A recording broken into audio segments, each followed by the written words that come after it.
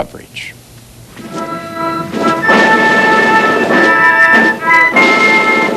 The remains of Russia's last Tsar, his wife, and 3 of their 5 children have finally returned for burial in St. Petersburg.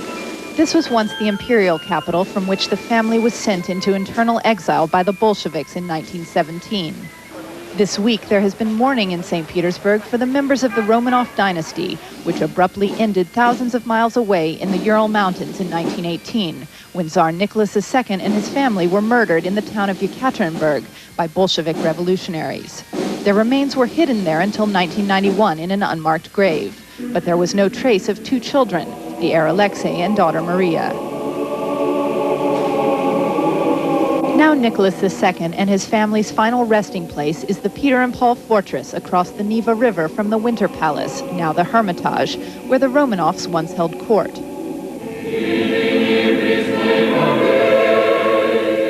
Today they received the rites of the Orthodox Church. The bones were placed in a separate room in the same cathedral where generations of Romanovs have been buried in family crypts. For decades, these last Romanovs were denied a proper burial because the communists didn't want their remains to be a symbol around which their opponents could rally. To the Bolsheviks, the Romanovs represented all that was wrong with Russia: political absolutism and aristocratic decadence. But to the courtiers and some of their ordinary subjects, Nicholas and his wife Alexandra were best remembered for their fiery love and their ill fortune at having an heir, Alexei, afflicted with hemophilia. Their deaths at the hands of the Bolsheviks sent shockwaves through Europe and presaged the abrupt end of other royal dynasties in Germany and Austria later in 1918. In the decades since, communism has risen and fallen in Russia, the former Soviet Union, and Eastern Europe. Since the breakup of the Soviet Union, Russia has been struggling to develop a national identity.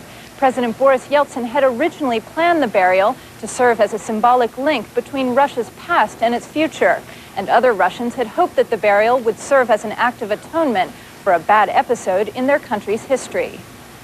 But the ceremony did not turn out to be quite as grand as expected, and the funeral became surrounded by controversy and some confusion.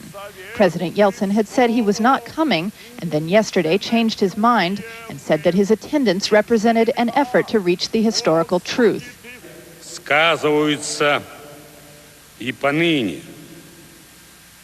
The burial of the remains of the Yekaterinburg victims is, first of all, an act of human justice. It's a symbol of the unity of the nation, an expiation of common guilt. We all bear responsibility for the historical memory of the nation, and that's why I could not fail to come here. I must be here as both an individual and a president. The president originally backed out when the head of the Russian Orthodox Church, who has millions of followers, had declared he would not participate. He said he was proposing an alternative ceremony, like the one today that he led outside Moscow.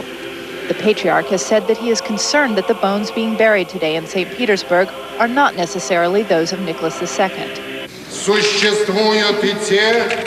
Along with those who have received the Commission's findings on the Tsar's remains, there are many who do not accept those findings. And what we have is a division between what the general public accepts and what the Church accepts. The Church wants to make Nicholas II a saint, and as long as it has doubts about the bones, it doesn't want to risk sanctifying false relics. Church leaders have refused so far to accept 3 sets of DNA tests, including one matching the Romanov bones to the DNA of Britain's Prince Philip. The tests were conducted by American, British, and Russian scientists. All 3 concluded that the bones belonged to the Tsar. The circumstances surrounding the death of Nicholas II and his family have produced many rumors that some family members survived, most famously Princess Anastasia, though her bones were buried today. Stories are told that the diamonds and jewels hidden in the corsets of the Romanov women protected them from the executioner's bullets. Such legends have helped spawn countless pretenders, including Oleg Filatov, a one-time customs agent who says his father was Alexei, the hemophiliac heir who somehow escaped. But this man also says Alexei was his father. You can see it in my appearance. I look exactly like my grandmother, Alexandra Fyodorovna. The young heir looked more like his mother than his father. The monarchy remains an emotional issue for some Russians. A few even dream about restoring the Romanov dynasty. It is important to me because I preserved my Russian faith and my love for the Tsar. I preserved all my feelings in spite of the times, despite all the difficulties which surrounded me.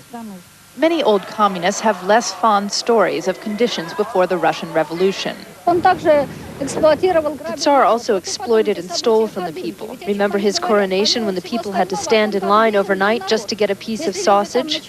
What does that say? It tells us just how poor the people were in Tsarist Russia. Exactly 80 years after the Tsar's death, and after 74 years of communism, the controversy over the Romanovs' burial shows Russians are still divided about how to deal with their traumatic past. Elizabeth.